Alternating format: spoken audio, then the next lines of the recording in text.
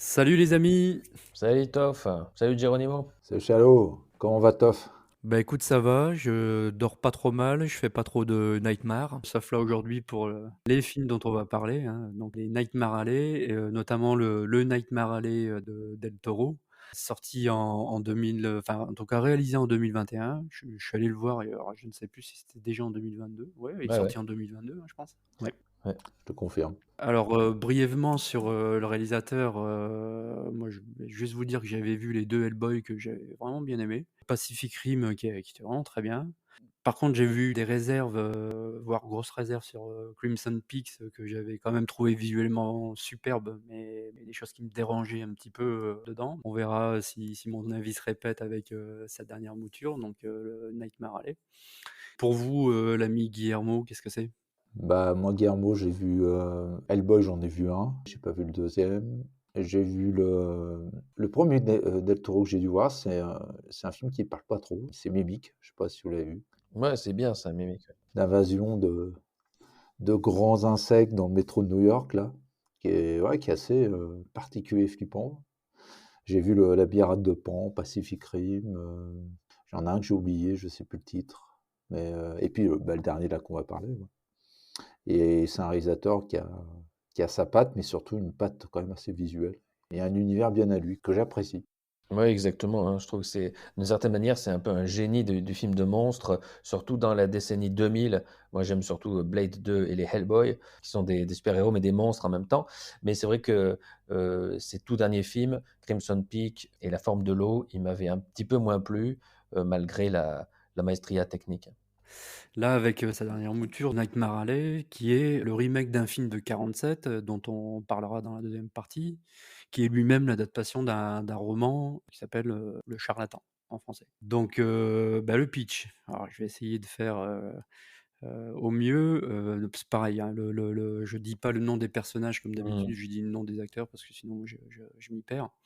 Un homme au passé mystérieux, Bradley Cooper, qui fuit visiblement quelque chose, croise sur sa route une troupe de freaks, une troupe de cirque, hein, qui propose des tours de magie, de mentalisme, des «monstres», entre guillemets, notamment un homme en cage, qui mange, des volailles crues, hein, ça doit pas être terrible d'ailleurs. Un bon app. Ouais. Et notre ami Bradley, est assez fasciné, par tout ça et intègre, la troupe. Il devient l'amant de Toni Collette, une actrice que j'adore, hein, qu'on retrouve, notamment chez, notre ami, Ari Aster, entre autres, qui maîtrise, avec son alcoolique de compagnon ou de mari, j'ai pas bien compris, un code secret de mentalisme que notre ami Bradley va finir par obtenir. Bon, il l'obtient, une fois que l'alcoolique en question, meurt dans des conditions un peu, mystérieuses. Bradley finit, par partir avec la jolie Candide de la troupe, très bonne actrice aussi, Rooney Mara. Ils partent à New York et il va frayer avec la belle société. Une psychanalyste femme fatale, campée par Cate Blanchett et j'en dirai pas plus. Alors qu'est-ce qu'on en pense de ce film? Alors, selon ton conseil, vu que j'ai pas vu le film original, donc je l'ai vu, et donc j'ai vu ce film qu'on va parler, donc j'ai regardé le premier, et j'avoue que pour moi c'est un bon film, très bon film. Mais j'ai mes réserves parce que je l'ai trouvé bon par moment, long par moment, et malheureusement, il me manquait quelque chose dans ce film. C'est un très bon film pour moi quand même, que je recommande, avec ses défauts et ses qualités. Ce qui m'a frappé, c'est que c'est un film qui dure 2 heures et demie, donc c'est le plus long de la carrière de Del Toro, hein. Et moi, j'aime beaucoup Del Toro, mais même des grands cinéastes comme lui, ils maîtrisent pas forcément la longueur du film de manière parfaite, hein, quand le scénario ne s'y prête pas. Et je trouve que ici, c'est un film très soigné sur le fond, sur la forme. Il y a un très beau sujet, mais on a rarement l'intensité qu'il y avait dans les films précédents de Del Toro. Et ça reste un film plaisant, très professionnel, mais avec quelques longueurs. Non, bah je rejoins totalement Chalaou. Il a des qualités dans le fond et dans la forme. La forme dans le sens que c'est un sujet qui est quand même hyper intéressant. Ça parle un peu du monde de l'illusion, un peu de l'illusion et des escrocs, du mentalisme. Bah déjà, peut-être faire un petit peu une définition de ce que c'est le mentalisme, parce que le film en parle quand même pas mal, je trouve. En fait, c'est l'art et la manière de. C'est un spectacle qui consiste à présenter des performances plus ou moins sur des thèmes de l'étrange et des facultés mentales. Et on utilise différentes techniques. Donc attention, c'est pas de la magie, hein. Je suis pas magicien, hein. Je fais pas de temps de magie. Mais si je serais mentaliste, je serais peut-être capable de vous le faire croire. Et donc, on utilise par exemple la psychologie, par la déduction, par la lecture froide, si vous connaissez l'intuition, la suggestion. Par exemple, il y a des méthodes d'hypnose. Aussi, utiliser quelqu'un dans le public. Ça, on le voit beaucoup dans le film, par exemple, dans la deuxième partie du film, avec sa copine qui est devenue sa femme, je crois. Et le développement de la mémoire, c'est être capable de mémoriser. Donc, tu parlais tout à l'heure du code, le code qu'il a appris à travers le film, qui est un code très important, qui n'est juste une méthodologie pour pouvoir mettre en place sur n'importe quel type de spectacle, mais qui a quand même des avantages et des inconvénients. Je dirais pour lui, il a été plus des inconvénients que des avantages. Et aussi, c'est un certain développement des capacités sensorielles qu'utilise donc l'acteur aussi grâce aux illusions qu'il provoque à travers ses manipulations mentales et aussi par des tours de passe-passe assez connus, quoi. Ouais, ça là-dessus, alors j'ai trouvé le pitch super intéressant. Alors bon, par contre, âme sensible, bouchez-vous les oreilles parce que alors Allez, moi, hop. je suis allé en salle, avec un très bon a priori. Moi, la bande annonce, m'avait beaucoup attiré et comme j'ai dit, le réalisateur, m'intéresse. À défaut pour l'instant de me passionner, mais il m'intéresse quoi. J'y suis allé avec ma chérie et là, c'est le drame. Alors oui, le film a une photographie superbe, un casting prestigieux, un pitch de départ, passionnant, mais alors, jamais je me suis autant merdé en salle et je suis pas le seul. J'ai entendu des gens râler et bâiller pendant la première heure parce que oui, le film, c'est quand même un exploit, mais 1 heure à planter le décor. C'est absolument abusé, ben, pour moi. C'est-à-dire avant d'arriver à New York qui est le cœur du film, c'est 1 heure. J'ai encore, revérifié tout à l'heure, effectivement, c'est 1 heure, 1 heure tout pile. Pour moi, c'est long, trop long. Ça a été, assez long, pour que je sorte du film. Alors, je suis cinéphile, donc je regardais, les belles images en me disant que c'était, déjà ça de prix et il y a de très, très belles images et des beaux plans. Mais bon, pour moi, c'était vraiment trop long et en fait, le film m'a perdu, quoi. Au bout d'1 heure, on arrive à New York, donc là, j'ai eu une espèce de sursaut. Je me suis réveillé un petit peu. L'histoire prend forme, ça devient vraiment, intéressant, notamment sur le «combat» entre guillemets entre le mentalisme qui est une forme de manipulation et la psychanalyse, alors qui est pour moi aussi, peut-être quelque part une forme de manipulation, donc ça c'est en plus c'est le cœur du film. Donc hyper intéressant, mais pour moi, comme on a déjà perdu 1 heure, bah, c'est très vite survolé. Le combat en fait entre ces 2 écoles est très vite survolé. Pareil pour la scène, un peu gore, qu'on attendait tous, venant de Del Toro. Elle est fulgurante, très courte, mais un énorme problème de dosage dans le film pour moi, je suis désolé. Alors c'est surstylisé pour moi, c'est parfois même surjoué. Cate Blanchett, je l'adore. Mais il lui manquait qu'un post-it sur la tête, en disant: «Tu as bien compris, hein, que je suis une femme fatale de film noir, du con».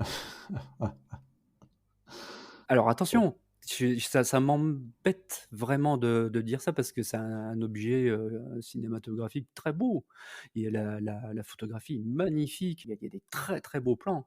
Mais voilà, en ce qui me concerne, au bout d'1 heure, ça m'avait perdu et puis j'ai trouvé que c'était assez, surfait, quoi. Donc malgré le pitch passionnant, vraiment, il y avait vraiment quelque chose à faire là-dessus. Bah, j'ai pas aimé, alors même si je reconnais les grandes qualités, du film, du réalisateur en tant qu'artisan du cinéma, c'était vraiment magnifique.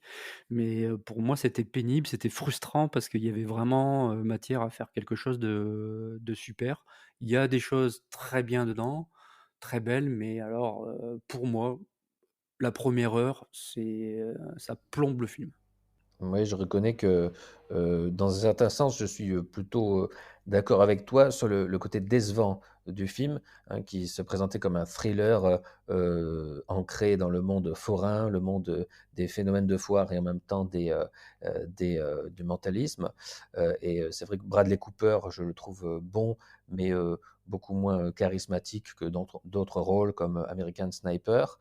Oui, c'est vrai que Del Toro s'attarde longuement dans des décors de cirque un peu baroque, mais c'est avec une certaine complaisance, hein. Oui, dans une première partie, oui, c'est vrai il y a un peu trop de scènes, il y a des longueurs.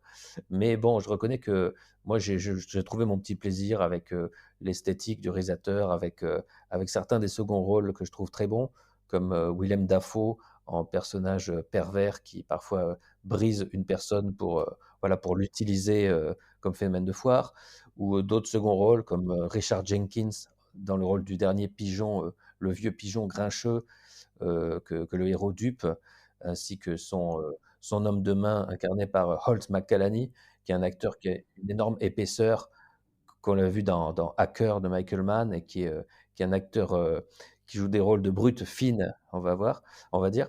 Mais c'est vrai que oui, il y a le film aurait pu être une plus grande réussite que ça. Ouais.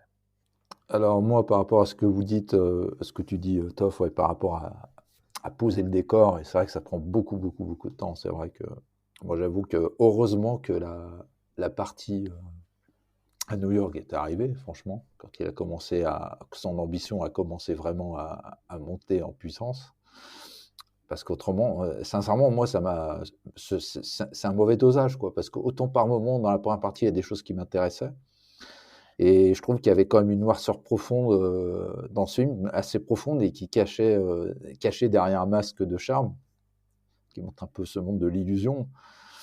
C'est un peu un univers totalement un peu fantasmagorique en apparence, parce qu'en fait, on voit plus ou moins des monstres, mais il ne faut pas oublier qu'on voit des êtres humains, tout simplement. Il y a de l'humanité derrière, et je trouve ça super beau. C'est assez brut de décoffrage quand même chez Del Toro, cette façon de montrer aussi comment ces gens vivent, comment aussi les conditions sociales de l'époque sont difficiles, voire inhumaines. Et c'est vraiment la bizarre de l'époque.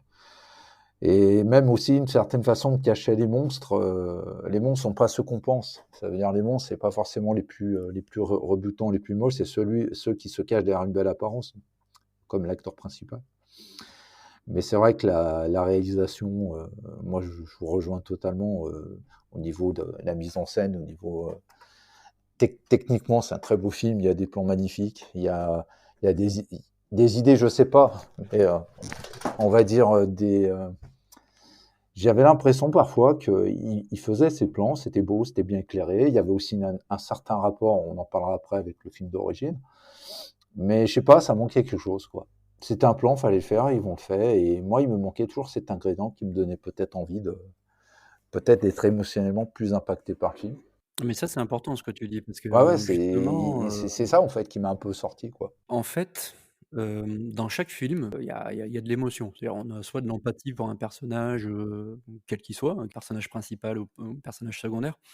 Là, en fait, de l'empathie, bah, on n'en trouve pas et moi, en tout cas, voilà, pour nuancer, un petit peu, attention, hein, c'est un objet filmique, magnifique et d'ailleurs, j'ai vu qu'il était prévu qu'il sorte une version en noir et blanc. Alors là, c'est le pompon, Ok, je savais pas. pourquoi pas, qui devrait sortir bientôt, a priori. Mais dans le personnage de Bradley Cooper, malgré tout, ça on le verra peut-être, justement à la différence avec, celui de 47.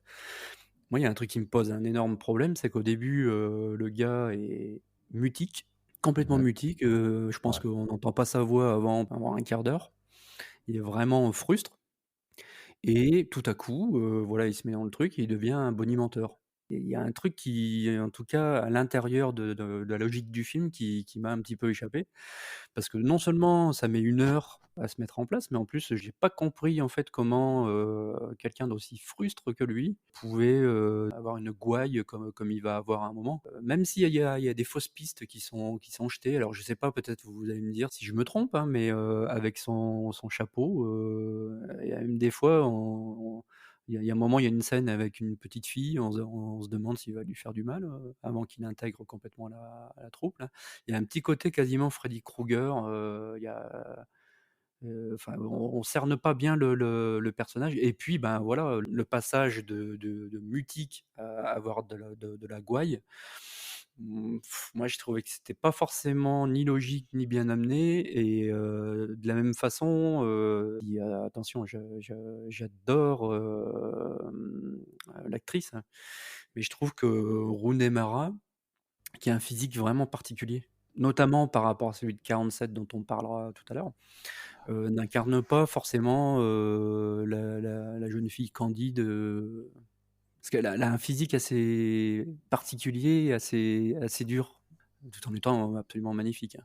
Mais je trouve que il y a quelque chose qui colle pas des masses. Bon voilà, ça fait partie des petites choses qui m'ont gêné. Après il y a des choses que j'ai beaucoup aimées, mais Oui, oui, certains des seconds rôles, m'ont plu, mais pas tous, hein, en effet, je suis d'accord avec toi et oui, encore une fois, il y a je trouve surtout que le problème, c'était, les longueurs avec des scènes un peu en trop, que ce soit des scènes dans la première heure, dans le monde forain ou aussi dans la deuxième heure, où on a des scènes répétitives, au moins 4 scènes où Bradley Cooper retrouve, Cate Blanchett dans son cabinet, à elle, hein, de psychiatre, pour échafauder des plans, machiavéliques, afin d'expliquer ce qui se trame au spectateur, et ça devenait vraiment un peu redondant.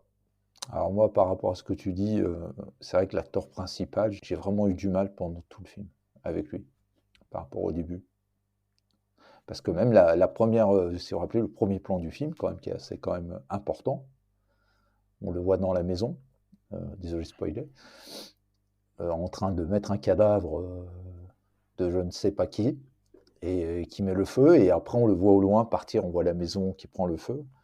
Et c'est vrai qu'avec le plan de la fille, comme tu dis, c'est vrai que je vais m'en souvenir, c'est quand même assez inquiétant comme personnage. Et c'est vrai que le film ne le montre pas, on va dire, c'est pas très clair, quoi. Malgré tous les indices qu'on essaie de mettre en place, son passé, par rapport à son père, tout ça. Et j'avoue que, et c'est vrai que l'acteur, moi, j'avoue que j'ai pas du tout accroché par rapport à lui. Je dis pas que c'est un mauvais acteur, hein, loin de là. Mais c'est plus les rôles autour de lui qui m'ont impacté, qui m'ont vraiment permis de rester dans le film. Comme vous l'avez dit tout à l'heure, comme William Dafoe, franchement, il apporte beaucoup. Comme Pete, je crois, c'est ça, le mari de s'appelle Zina, je crois, c'est ça, celui qui a le code. Mmh. c'est ça. J'ai trouvé mieux, il jouait mieux, ils apportaient plus. Mais c'est vrai que le film, tout est bon. C'est au niveau de la mise en scène, technique, le visuel, l'atmosphère. C'est mécanique millimétrée, hein, il n'y a aucun problème, c'est précis. Mais moi, ça m'a absolument rien fait, hein. Malgré que j'ai passé des bons moments, mais des fois, je me disais, mais quand est-ce qu'il va se passer quelque chose, quoi. Par contre, il y a un truc quand même que j'ai trouvé intéressant dans le film, c'est par rapport à la violence que Del Toro montre de façon un peu viscérale. C'était aussi bien des moments gore, comme par exemple la scène avec l'idiot, là, je crois, il l'appelle comme ça, je crois, dans les fêtes foraines, je ne sais pas, itinérant, quand il mange le poulet vivant, désolé. Ou aussi quand il y a le meurtre du milliardaire avec son garde du corps, il y a quand même une scène assez gore et aussi psychologique à travers. Il y a des scènes assez fortes psychologiquement qui font quand même assez bien, comme quand on le voit avec la relation qu'il a avec son père. À un moment, je crois qu'il le regarde en train de mourir dans un de ses flashbacks. On sent quand même que ça, c'est une piste très intéressante et c'est vraiment dommage que le film n'ait pas allé plus loin, quoi, par rapport à ça. J'ai l'impression que le père, ils l'ont rajouté, mais c'est pour étoffer le personnage, si vous voyez ce que je veux dire. Mais au bout du compte, qu'est-ce que ça apporte en finalité? Moi, je me suis demandé, pour en avoir parlé un petit peu avec notre ami Ursus, lui disait que il y avait certainement dans le film de Del Toro plus de choses qu'il y avait dans le roman que dans la version de 47. Sauf qu'un bon roman fait pas forcément un bon film, et là, il y a manifestement des choses qui sont mal dosées. Moi, j'étais un petit peu désolé malgré tout pour Bradley Cooper parce que je pense qu'il n'est pas en cause. C'est un problème de direction d'acteur, en fait, au niveau de ce qu'on lui a demandé, j'ai l'impression. Et puis, ben voilà, on va voir un Del Toro, le seul monstre qu'on voit, il est dans un bocal. C'est vrai. C'est quand même, C'est vrai, tu as raison. et il sert à rien dans l'histoire. Donc c'est quand même assez, bon, c'est tout. Là, un réalisateur n'est pas obligé de se conformer à ce qu'on attend de lui toujours, mais bon, un film de Del Toro, il y a aucun monstre sauf dans un bocal, j'ai trouvé ça un petit peu étonnant.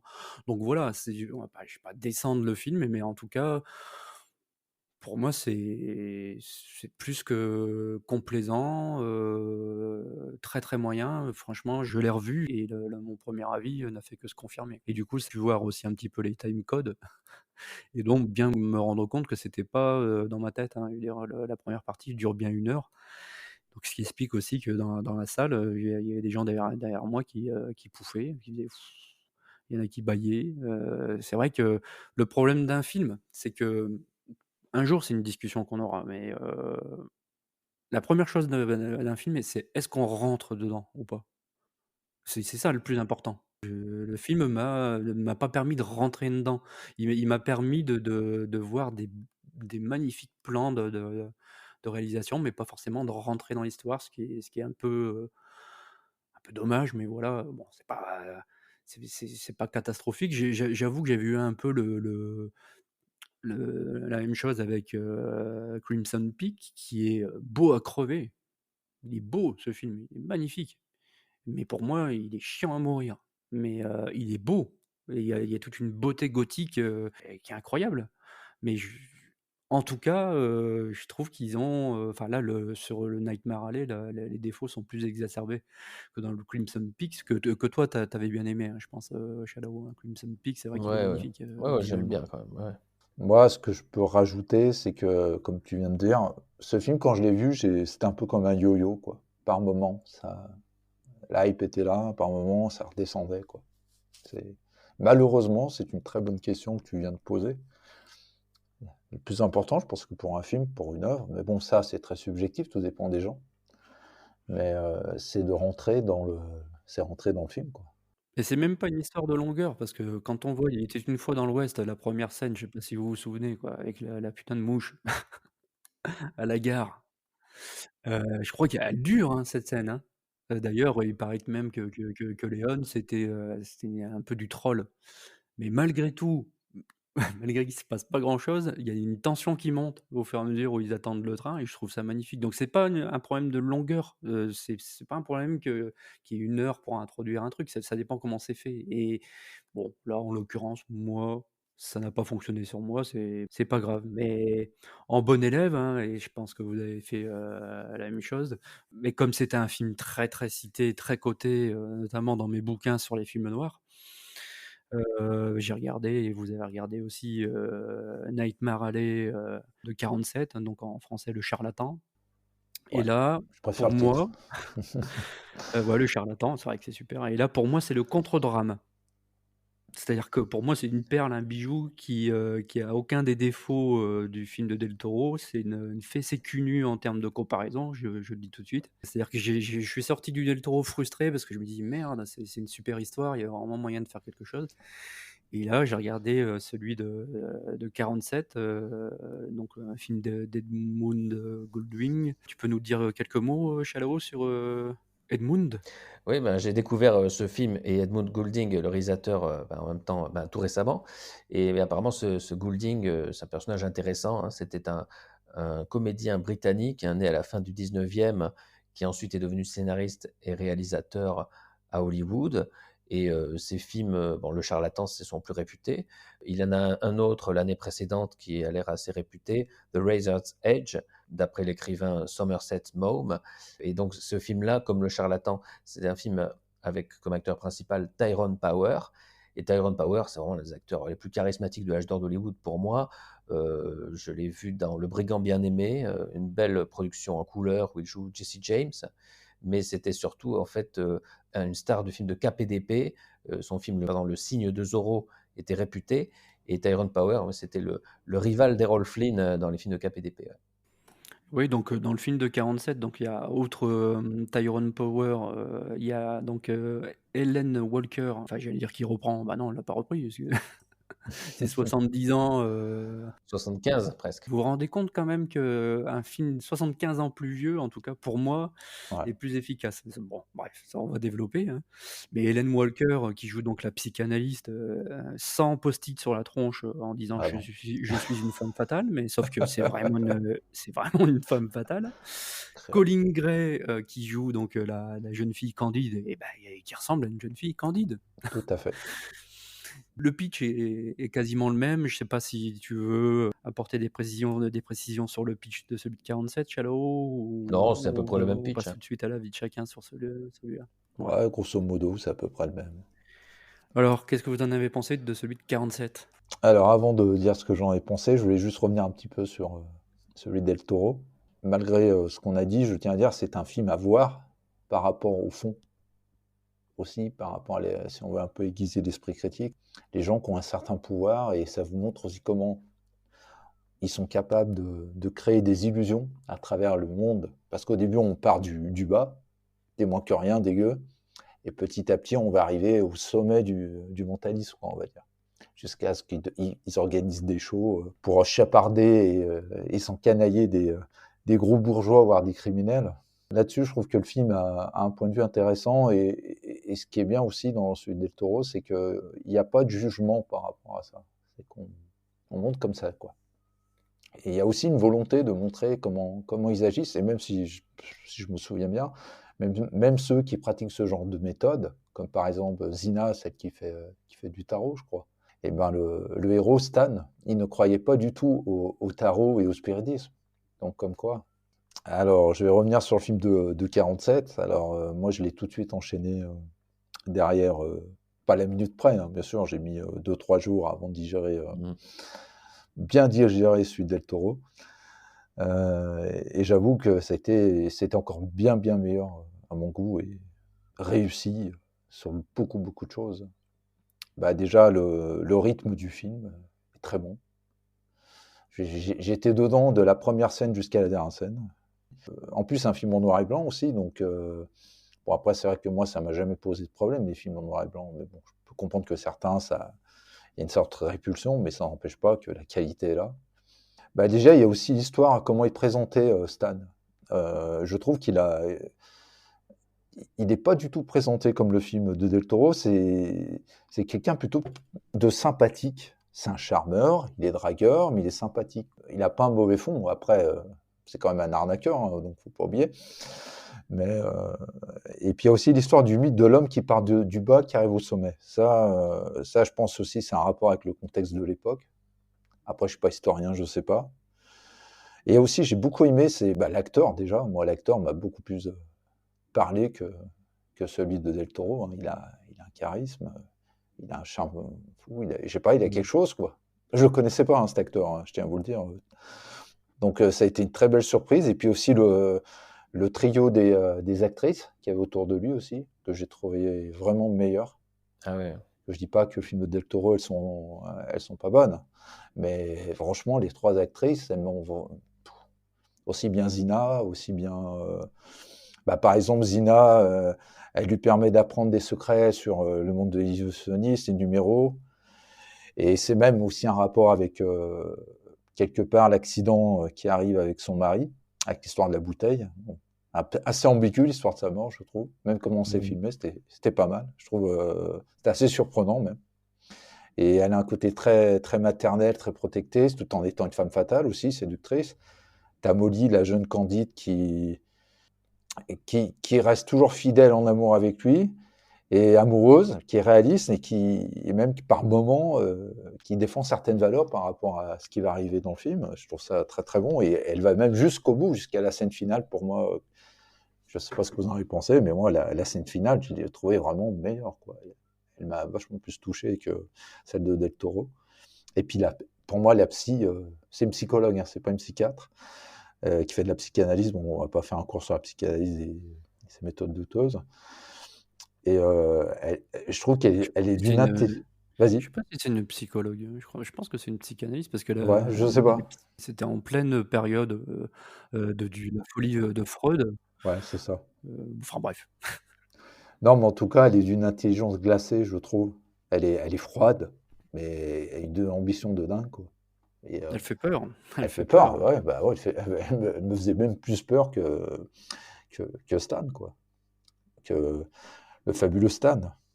Après, moi, je veux juste dire 2 mots sur Tyrone Power, mais qui pue le charisme, mais alors, c'est C'est bon. incroyable. Je lui ai même trouvé des fois des airs à la Bela Lugosi, quoi. Mmh. Vraiment un charisme, quand il faut être sombre, il est sombre. En fait, voilà, comme quoi il y a pas besoin d'en faire des caisses avec de la lumière, de la mise en scène, voilà. Quand l'acteur habite vraiment son rôle, c'est incroyable et puis c'est pas un mauvais bougre, complètement parce qu'il y a même une scène dans laquelle il dit que, il ne sait pas pourquoi il fait ça, mais il se fait toujours passer, avant les autres et puis, bah, surtout, dans l'amorce du film, il est déjà dans la troupe et il est déjà partie prenante du spectacle. Donc je veux dire, ça mue en grand camelot, en grand bonimenteur ou en grand, mentaliste, bah, elle est pas surprenante vu qu'il est déjà dans la troupe. Donc ça, c'est quelque chose qui m'a moins gêné. Le rythme est à mon avis beaucoup mieux géré. Alors certes, il y a moins de choses il y a moins de gore, hein, ça forcément, c'est peut-être un petit peu plus réaliste. En tout cas, moi, voilà, je m'arrête là, j'arrête là sur, sur mon avis, mais pour moi, ouais, de la première à la dernière seconde, j'ai été dedans complètement. Je trouve que c'est un film qui est quand même peut-être long, hein, pour l'époque, hein, malgré tout, il doit faire 1h47. 51, je crois, ouais, t'es pas loin. Ça passe comme une lettre à la poste et encore une fois, les acteurs, mais c'est et notamment alors ouais, Tyrone Power et puis, la psychiatre qui, moi, honnêtement, il y a des scènes qui sont vraiment machiavéliques sans besoin d'un post-it, quoi. En fait, le problème des remakes des films des années 40, en règle générale, c'est que je trouve qu'ils surjouent l'image qu'ils se font du jeu des années 40 Possible. alors que vous voyez que Tyrone Power, il en fait pas des caisses. Non. Il est juste. Donc voilà, pour moi en tout cas, c'est une pépite, dans mes découvertes récentes et je suis vraiment ravi de l'avoir vu et ne serait-ce que pour ça, merci monsieur Del Toro, heu, de Ah, m'avoir mis merci, sur ouais, cette, merci beaucoup, ouais, je trouve merci, aussi. de m'avoir mis sur cette voie-là. Et oui, parce que ouais, moi-même, je connaissais même pas l'existence de ce film original, même si, oui, il est un peu réputé dans oui, forcément dans mes dictionnaires de cinéma de référence, n'est-ce pas? Alors je suis d'accord avec vous sur, le magnétisme, incroyable de Tyrone Power, aussi sur la fin du film qui est très cruelle, que je ne vais pas révéler, mais qui peut rappeler un petit peu la fin d'un classique, comme, Freaks de Todd Browning, hein, un film, forain, qui est fameux. Et en gros, le film original, il fait 3/4 d'heure de moins que le remake. Donc, apparemment, oui, comme tu l'avais dit, Toff, le réalisateur, qui est aussi scénariste, a, a sûrement fait les bonnes ellipses qu'il fallait en coupant dans le bouquin, en enlevant certaines scènes.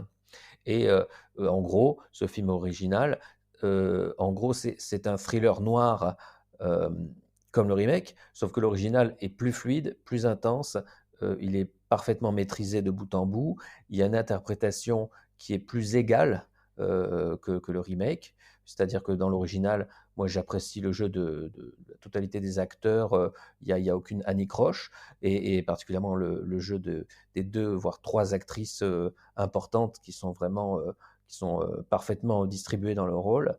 Et c'est vraiment un film très agréable, qui est très prenant surtout, hein, c'est très intense. Moi, j'ai pas grand-chose à rajouter, si ce n'est que je précise que j'ai rien contre, Guillermo del Toro. C'est simplement que voilà, bon, peut-être, ça arrive dans une carrière des fois de se prendre les pieds un peu dans du beau, dans de l'esthétisant, à outrance, à défaut au détriment de l'histoire. Moi, je conseille de le voir, ne serait-ce que pour découvrir effectivement la différence qu'il peut y avoir à 75 ans d'intervalle dans le traitement d'un même sujet et c'est quand même assez étonnant. Moi, je veux parler un peu de la musique. Je reconnais que la musique du film de 47 que j'ai beaucoup apprécié. Et je trouve qu'il y avait une meilleure. Je dis pas que la musique du premier n'était pas intéressante, mais je trouve que celle de 47 était vraiment bien amenée à travers l'ambiance de bizarrerie terrifiante par moments qui caractérisait le film, quoi. Et elle était bien amenée, quoi, la musique. Et puis aussi la façon dont est filmée aussi l'ambiance de ce milieu de forain et de passer aussi à un milieu plus, on va dire plus riche, plus bourgeois quand il arrive à New York. Il y a une certaine photographie aussi qui change. Ça m'a beaucoup fait penser certains plans. Vous avez forcément vu ce film, le film Freaks, je ne sais pas si vous vous rappelez. Oui.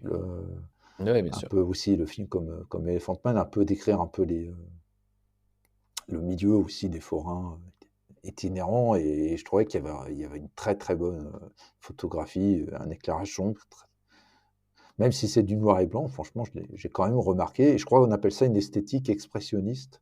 Bah, c'est tiré de l'expressionnisme Allemand, allemand. En c'est fait, ça, ouais. J'y connais rien, donc. C'est beaucoup de jeux en fait sur les clairs-obscurs, l'ombre. Le Ouais, c'est film ça, ouais. noir en Ok, règle bah, générale super, reprend j'apprends beaucoup un truc.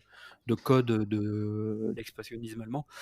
Pour conclure, je dirais, vous voyez les deux scènes. Vous prenez la scène où le policier arrive sur la foire et il veut embarquer tout le monde. Donc dans celui de Del Toro, il y a une espèce de c'est de la tchatch, c'est en plus, tout le monde, a l'air, émerveillé alors que bon, je trouve que, ce que, Bradley Cooper dit, est pas exceptionnel, quoi. Vous voyez la différence entre ces deux scènes qu'on retrouve dans les 2 films, quand c'est Tyrone Power, franchement, moi je le regarde, j'y crois, Ouais, à ce bah, qu'il dit, t'as bien aux résumé. flics. Ça C'est sera un bon c'est montagnier, ça, Tyrone Cooper. Ah Power. mais je pense, mais après de toute façon, il y a une espèce de mise en abîme aussi, hein, parce que c'est quand même assez intéressant parce que bon, il y a le mentalisme, il y a la psychanalyse et est-ce que le métier d'acteur aussi, qui est un métier de manipulation? Tout à fait. Donc c'est un rapport. Ça a un rapport, en tout cas, moi, voilà, celui de 47, petit bijou, celui de Del Toro, voyez-le, parce que ne serait-ce qu'au niveau esthétique, c'est très beau et puis, ben, peut-être aussi pour faire un peu la comparaison avec, ce film de 47. Bon, je précise quand même aussi, que non seulement les films en noir et blanc, c'est pas un défaut, c'est-à-dire que même Del Toro va sortir ce film en noir et blanc. Donc c'est qu'il a quand même conscience de quelque chose, alors peut-être qu'il a travaillé justement, sa lumière et que ça sera encore plus incroyable en noir et blanc, mais il y a une espèce de distanciation, de volonté de se distancier de l'original. Il y a un truc qui m'emmerde aussi, c'est juste que, parfois, les réalisateurs modernes regardent des films, de 47 par exemple, ils se disent: «Ouais, mais à l'époque, ils pouvaient pas faire ça, avec tel trucage, tel, oui, bah, donc ils faisaient autrement, donc ils faisaient mieux. Je veux dire, c'est pas un manque de pas avoir des effets spéciaux de fou et de gore dans celui de 47. C'est quelque chose justement qui est pallié par une bonne mise en scène, une bonne direction d'acteur, un peu comme, les films de Jacques Tourneur, à l'époque, Catwoman, Cat People, on se dit pas: «Ah merde, il avait pas de CGI pour faire la panthère». Bah non, on a rien à foutre, c'est justement ça jouait sur d'autres ressorts et je trouve que Del Toro qui a forcément vu l'original a dû se dire des trucs comme ça, il s'est gouré complètement. Il a dû se dire: «Ouais, mais attends, merde, il y a pas de gore dans le film, moi je vais en mettre dans le mien».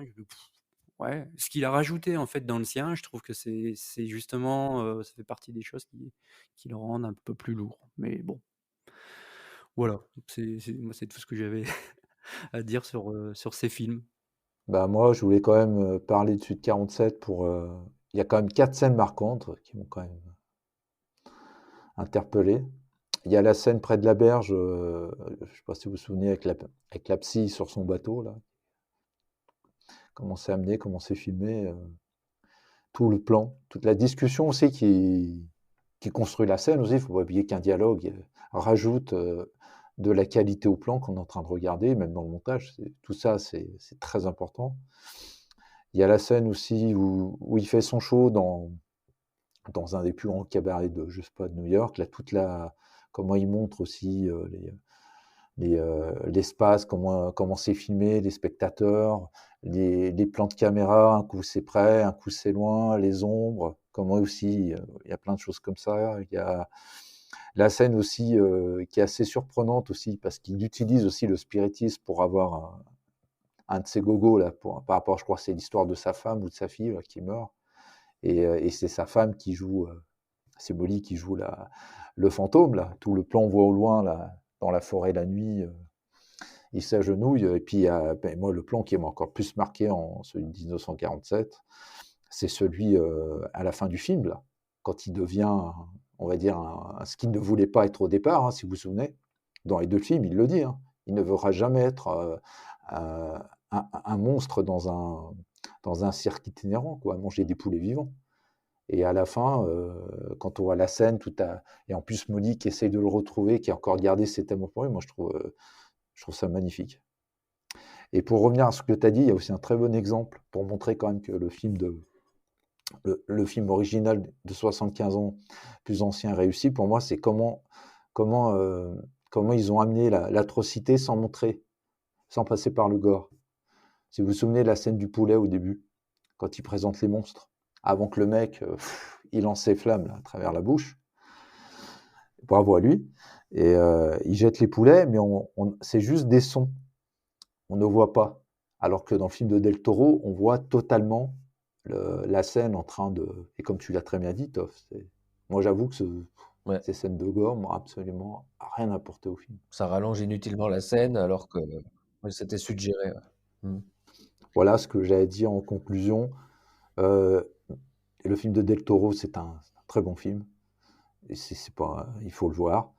Et regardez celui de 1947 pour déjà voir Le Charlatan, pardon, ça serait mieux de donner son vrai titre, Le Charlatan, pour déjà comparer les écarts d'années et comment les 2 réalisateurs ont construit ce film à travers aussi un roman, le même roman, et qu'ont aussi le roman, ça les a peut-être aidés ou pas.